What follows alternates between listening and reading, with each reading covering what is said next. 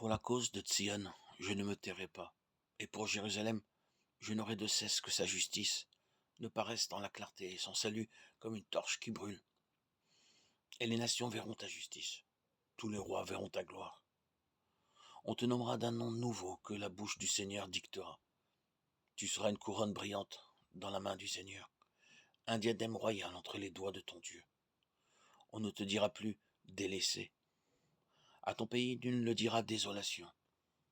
Toi, tu seras appelé ma préférence. Cette terre se nommera l'épousée. Car le Seigneur t'a préféré, et cette terre deviendra l'épousée comme un jeune homme épouse une vierge.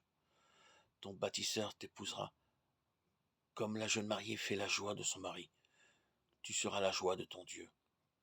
Lecture du livre du prophète Isaïe, 62, 1, 5. Pour décrire l'alliance joyeuse et parfaite entre Dieu et son peuple, Isaïe utilise la belle image du mariage. Ce magnifique poème est une véritable déclaration d'amour de Dieu pour Jérusalem. Oui, Dieu aime son peuple d'un amour unique et éternel, comme l'époux aime son épouse. Chantez au Seigneur un chant nouveau, chantez au Seigneur terre entière. Chantez au Seigneur et bénissez son nom. De jour en jour, proclamez son salut. Racontez à tous les peuples sa gloire, à toutes les nations ses merveilles. Rendez au Seigneur, famille des peuples, rendez au Seigneur la gloire et la puissance. Rendez au Seigneur la gloire de son nom. Adorez le Seigneur, éblouissant de sainteté, allez dire aux nations, le Seigneur est roi. Il gouverne les peuples avec droiture. Racontez à tous les peuples les merveilles du Seigneur. Psaume 95. Frères, les dons de la grâce sont variés, mais c'est le même esprit. Les services sont variés, mais c'est le même Seigneur. Les activités sont variées, mais c'est le même Dieu qui agit en tout et en tous. À chacun est donnée la manifestation de l'esprit en vue du bien. À celui-ci est donné par l'esprit une parole de sagesse, à un autre une parole de connaissance, selon le même esprit. Un autre reçoit dans le même esprit un don de foi, un autre encore dans l'unique esprit des dons de guérison. À un autre est donné d'opérer des miracles, à un autre de prophétiser, à un autre de discerner les inspirations, à l'un de parler diverses langues mystérieuses, à l'autre de les interpréter. Mais celui qui agit en tout cela, c'est l'unique et même esprit. Il distribue ses dons comme il le veut, à chacun en particulier. Lecture de la première lettre de saint Paul, apôtre aux Corinthiens 12, 1 Corinthiens 12, 4, 11. Dans ce passage, saint Paul fait allusion aux différentes façons dont les chrétiens de Corinthe vivent leur foi et leur engagement.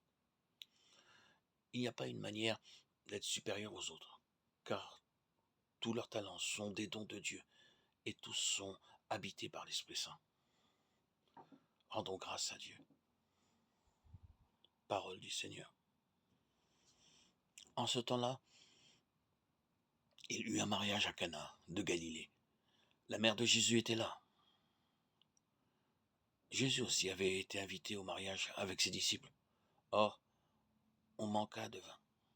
La mère de Jésus lui dit, « Ils n'ont pas de vin. » Jésus lui répond, « Femme, que me veux-tu? Mon heure n'est pas encore venue. » Sa mère dit à ceux qui servaient, « Tout ce qu'il vous dira, faites-le. » Or, il y avait là 6 jarres de pierre pour les purifications rituelles des Juifs. Chacune contenait 2 à 3 mesures, c'est-à-dire environ 100 litres. Jésus dit à ceux qui servaient, « Remplissez d'eau les jarres. » Et ils les remplirent jusqu'au bord. Il leur dit, « Maintenant, puisez et portez-en au maître du repas. » Ils lui emportèrent, et celui-ci goûta l'eau changée en vin. Ils ne savaient pas d'où venait ce vin, mais ceux qui servaient le savaient bien, eux qui avaient puisé l'eau. Alors, le maître du repas appelle le marié et lui dit, « Tout le monde sert le bon vin en premier, et lorsque les gens ont bien bu, on apporte le moins bon. Mais toi, tu as gardé le bon vin jusqu'à maintenant. » Tel fut le commencement des signes que Jésus accomplit. C'était à Cana de Galilée. Il manifesta sa gloire et ses disciples crurent en lui. Évangile de Jésus-Christ selon saint Jean 2, 1, 11. Acclamons la parole de Dieu. Louange à toi, Seigneur Jésus. Alléluia, alléluia. Dieu nous a appelés par l'évangile à entrer en possession de la gloire de notre Seigneur Jésus-Christ. Alléluia.